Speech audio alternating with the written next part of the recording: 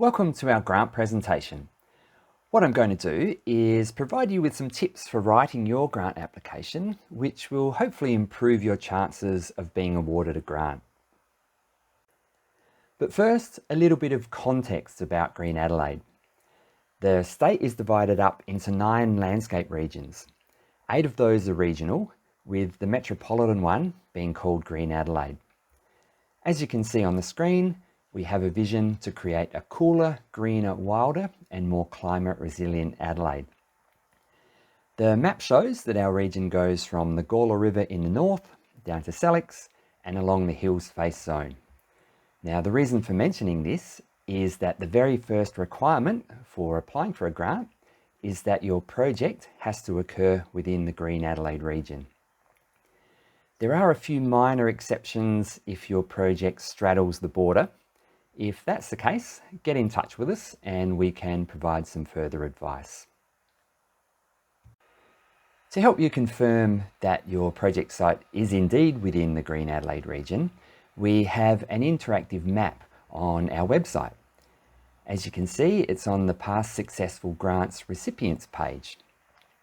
So if you scroll down and select the Grassroots Grants projects, you can zoom in and obviously see this is the boundary. You can zoom right into street level, or you can actually use the search function here and type in the street address of your project site.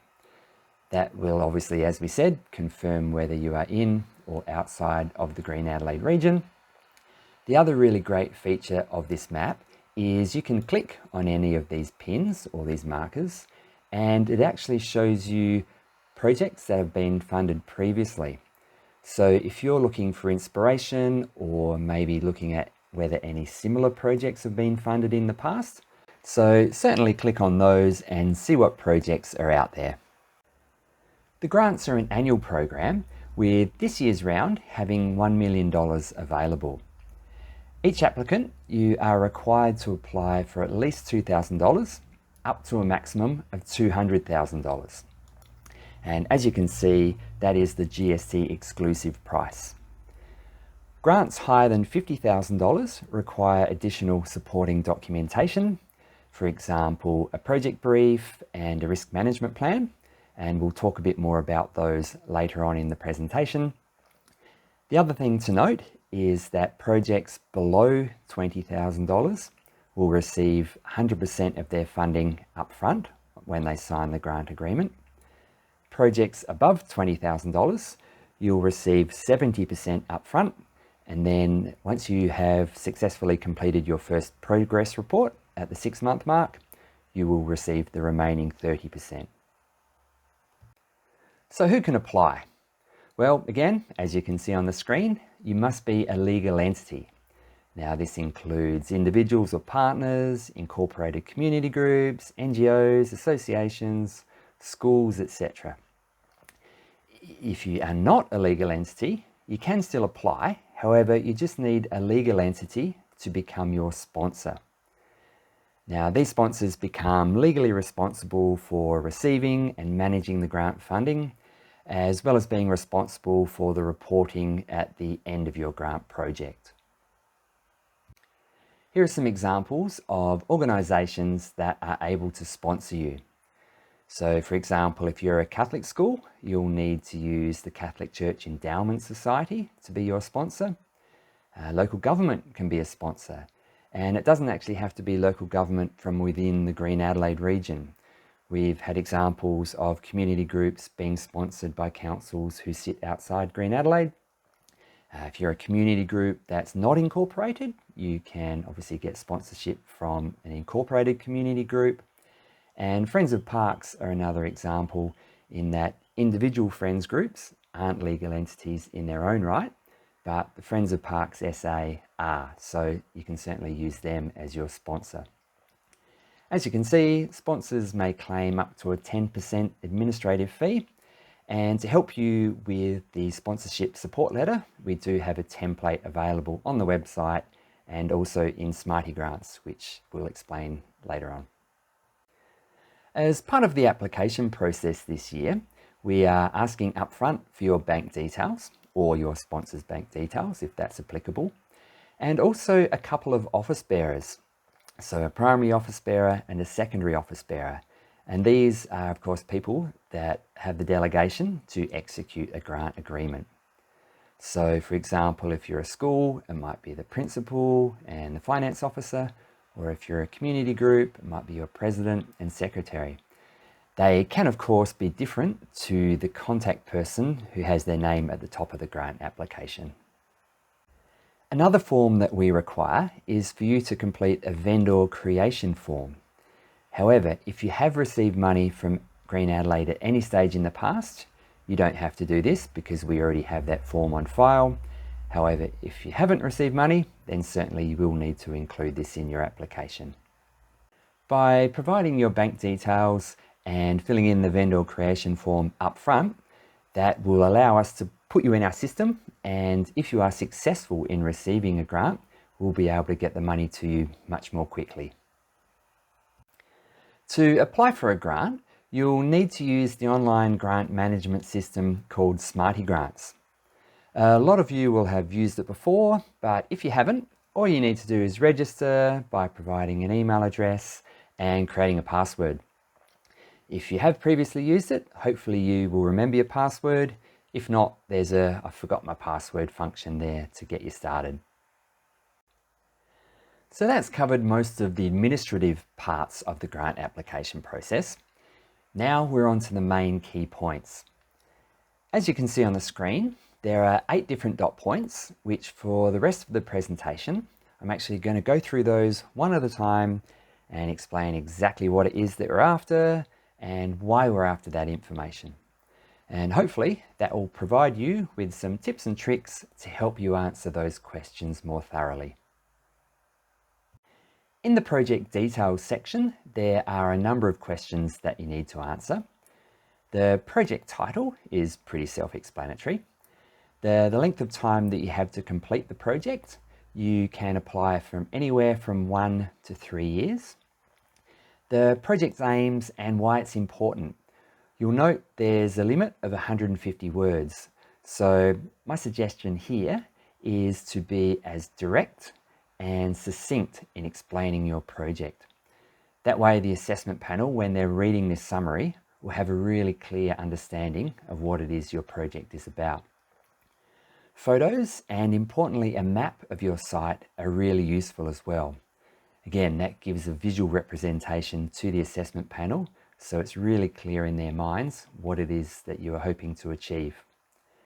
At the end of the presentation, I'll show you a list of Green Adelaide staff members that you can get in contact with to help with your project planning, provide technical advice, or any other assistance that you need to help strengthen your grant application. One of the most important parts of the application are the Green Adelaide priorities and focus areas. Green Adelaide has a number of priorities that are legislated in our regional landscape plan, and for the Grassroots Grant program, we're looking at 4 of those priorities. Your task is to select one of these priorities that your project is going to contribute to. Your application will be assessed on how well it aligns with the priority that you have selected. Now, your project may contribute to more than one priority, which is fine. However, you have to pick the one that most closely aligns with your project outcomes. Now that you've selected your priority, the next question relates to the project activities. That is, what activities are you going to undertake to address the priority that you have selected? As you can see on the screen, there are a number of different activities for you to choose from. You of course have to pick at least one. However, feel free to pick as many as are relevant for your project. The other thing to note, you'll see it says outputs to be included. So for every activity, there are either 1 or 2 outputs that you'll need to report on. This is done as part of the grant application process, and also at the very end of your project, you'll report against those outputs. This is what the project activities question looks like in SmartyGrants. As you'll see, there's a box that says Browse. So if you click in that, it'll show you all 15 different activities.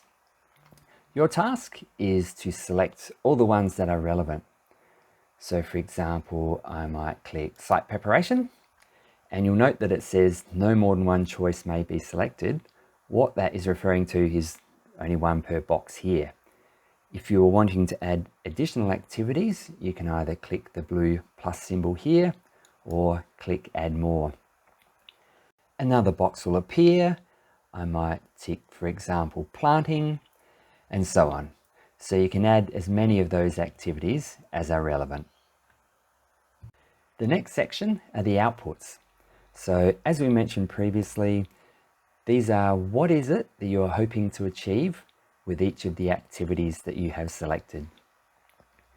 Like before, you scroll down to the box where it says Browse, click that, and you'll see the activities that you selected are the ones that are in the darker text color. I picked Site Preparation, and you'll see there is one output for that. So I will select it, and you'll see there are 3 subsequent questions that I have to answer. So a target is a number. So in this case, it's how many meters squared my site is. So I'd enter that information. There's a description asking for some information about what it is you're going to be doing, and the timing. Like before, you can click plus or add columns, but by default, you can see there are lots to start with. Next, I have to do all of the activities that I have selected. So I will choose planting. And in this case, you'll see there are 2 outputs that I need to report on. So like above, I talk about the target. So in this case, meters squared, similar to above. A description, so I might put information about the types of plants that I'm wanting to plant. If you don't want to add all that description or all that information in that box, you can upload supporting documentation to explain exactly what it is you're doing.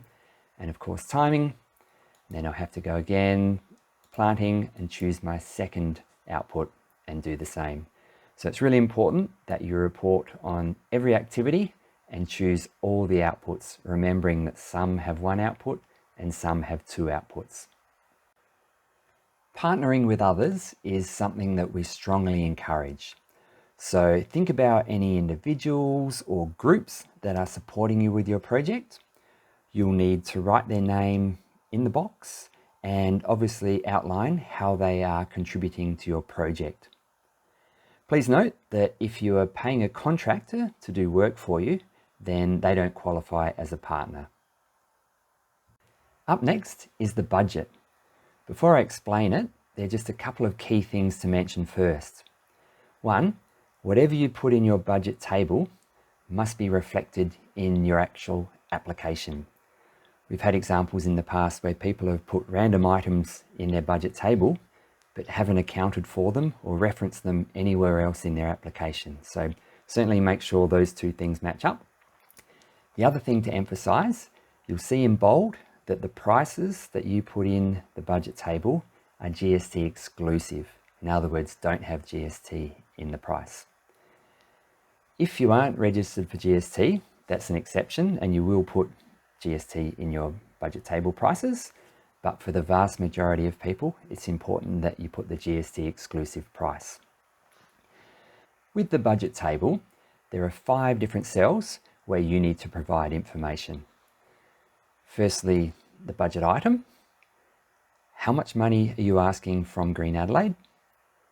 Is there any cash or cash equivalent that you can contribute? Source of that, and just a brief description about each particular budget item. So for example, I might say seedlings is my first item. I'm going to request $400 from Green Adelaide. I can't contribute anything myself, so I'll leave the next 2 fields blank.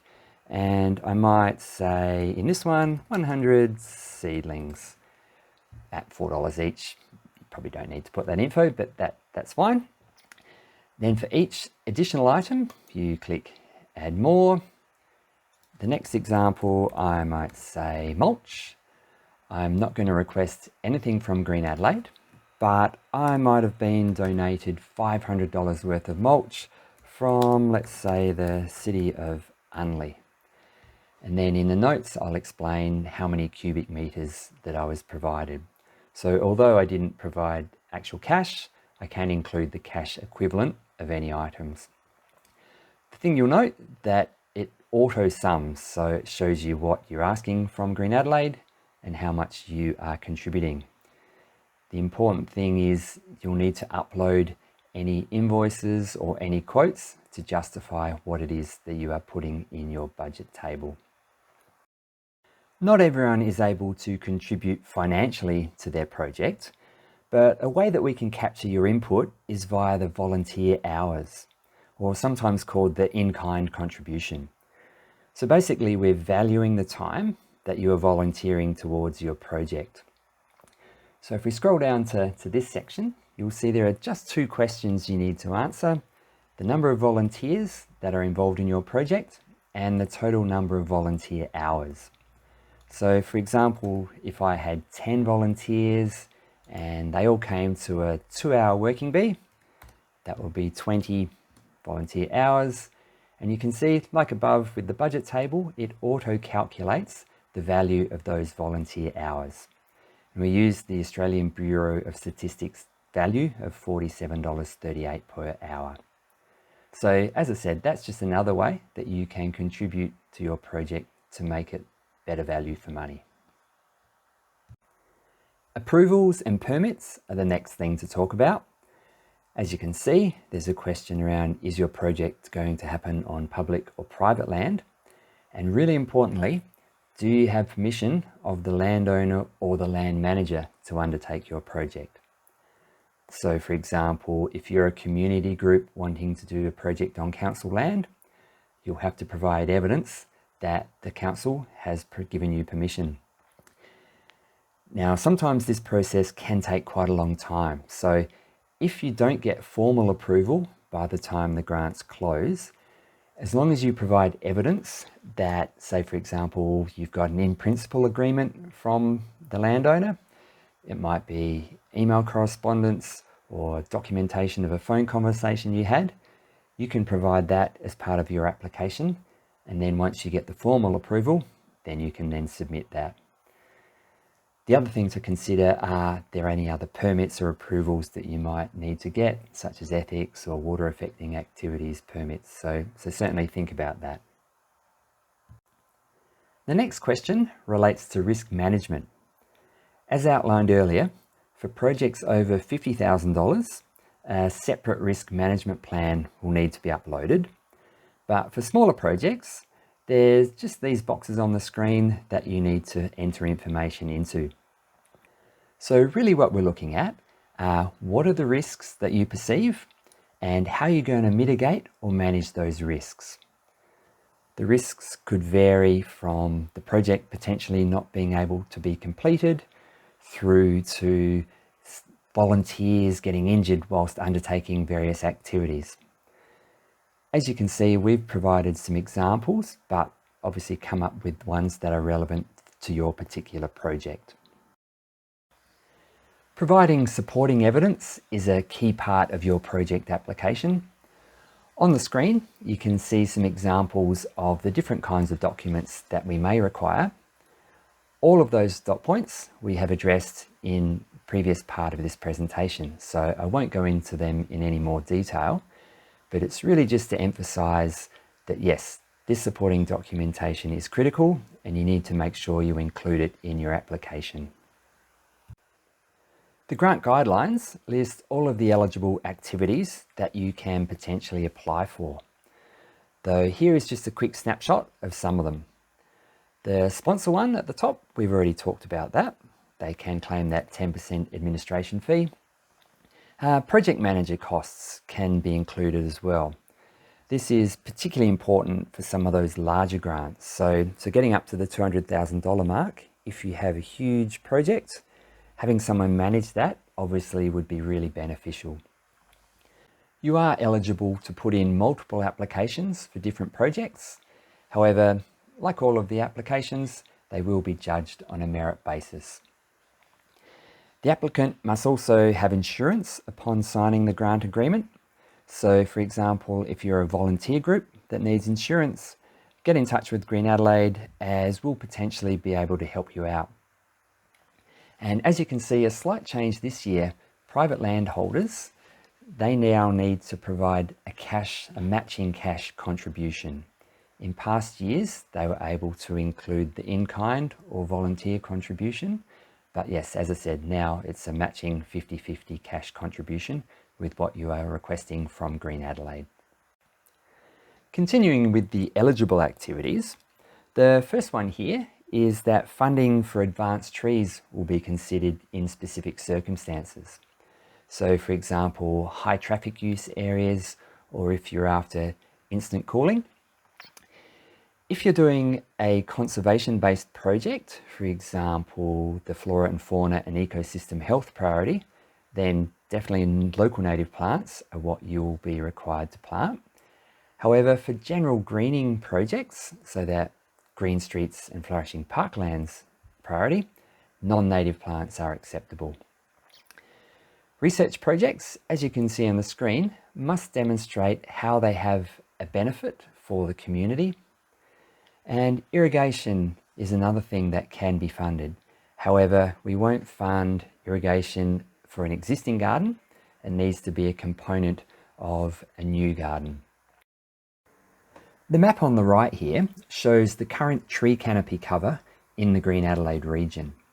The red colours are the areas with the lowest tree canopy. Now, the reason for showing this is that greening projects in areas with low tree canopy will be prioritised. Now, in the grant guidelines on page 2, there is a little QR code that you can scan that will take you to our what's called our Green Adelaide dashboard, where you'll be able to find a copy of that map. Other eligible activities. So I've mentioned before partnerships. We're really encouraging partnerships. So if you're a school or a business, can you partner with a community group or a volunteer group, or vice versa? So certainly seek out those partnerships. And wicking beds or raised garden beds are also eligible, however, only in circumstances where planting in the ground isn't possible. So that might be if you don't own the property and it has a hard bitumen, for example, surface, and you can't dig that up, or you would like disability access to the garden. So there are a number of different reasons why that is the case. And if you have questions about that, get in touch with us. Looking at the ineligible activities, there are a number listed here on the screen. So things like infrastructure, furniture such as seating, benches, tables. Vegetable gardens aren't eligible. However, we can fund fruit trees if they're part of a cooling project, or any local native plants, for example, Aboriginal use plants, they are eligible, but just straight up vegetable gardens aren't. As you can see, moss rocks, things like nature play equipment, activities that generate profit, boundary fencing, and any training which is the responsibility of your organisation, including cultural training, are ineligible. That's just a short list. There is a more extensive list in the frequently asked questions section in the grants part of the Green Adelaide website. The assessment of the grant applications is a multi-stage process. So once all the applications have been deemed eligible, the first stage is a technical assessment by Green Adelaide specialist staff. They then hand over to the assessment panel, whose members individually assess and rank your applications based on a set criteria. They then all get together and compare their rankings and come up with an overall ranking. Then the Green Adelaide board approves that process and the minister announces the successful recipients. So as I've said, it's certainly merit-based, and some of the items that you can see on the screen here are what the assessment panel are basing their assessment upon. If you are successful in receiving a grant, this is a quick summary of the process. You'll receive a grant agreement that you'll need to sign and obviously return it to Green Adelaide. You'll also then need to send us an invoice to receive the money. However, we'll put all that together and send it to you to review and confirm that all the details are correct. You'll then be allocated a Green Adelaide contact officer who will be able to work with you throughout the entire duration of your project. You'll be required to keep records, so obviously any receipts, etc., but also photos are especially important when it comes to the end of your project. You'll need to report on what it is that you've achieved, so having any photos to support that will be really valuable. There's also the ability to request variations to aspects of your grant. Unexpected things can happen through the life of your project, so you can certainly contact us and discuss that issue that you might be having, and there's a variation form that you can fill out, and we can certainly assist you with that. The reporting I touched on earlier. There's of course progress reports and the final report. You'll need to obviously acquit your budget at the end, but really the final report is really just a series of simple questions about the outcomes of your project. And of course, along the way, promotion is a really important thing, as we'd like to showcase all the amazing projects that we fund. So yeah, we'd really like to work with you on that and look for different ways that we can promote your project. So hopefully all of that has provided a bit of context around what it is that we're after and how you might go about answering some of the questions in the application. Here's just a few tips on where to go now. I've mentioned a few times, certainly read the grant guidelines thoroughly. Have a look at that interactive map on the website to investigate the past projects that have been funded. There are also some great grant stories on the website that go into quite a bit more detail as well. Clearly outline what it is that you want to do. Step out your project bit by bit, thinking around, what resources are you going to need? It could be people resources, it could be financial resources. There's lots of different things to consider. The timing of your grant is really important as well. So especially for those multi-year projects, think about exactly what it is that you're going to do and when you are planning on doing it. We've talked about partners multiple times, so think about how you can involve others. And of course, again, Green Adelaide staff members are here to help. Any advice that you would like, get in touch. I'll show you that list in a sec. Here are just some of the key dates. So 7th of May at 5 p.m. is the absolute deadline when applications close. Unfortunately, there's no possibility of extensions, so certainly keep that due date in mind. The assessment period will happen from May to June, with successful applicants being contacted in August. And finally, here is that table that I keep referring to that shows the list of the Green Adelaide staff members that can be contacted for advice in helping you to prepare your grant application. Now, this table was taken from the back page of the grant guidelines, so certainly check there to find out who to contact and how to contact them. Thanks so much for watching, and best of luck with your grant applications.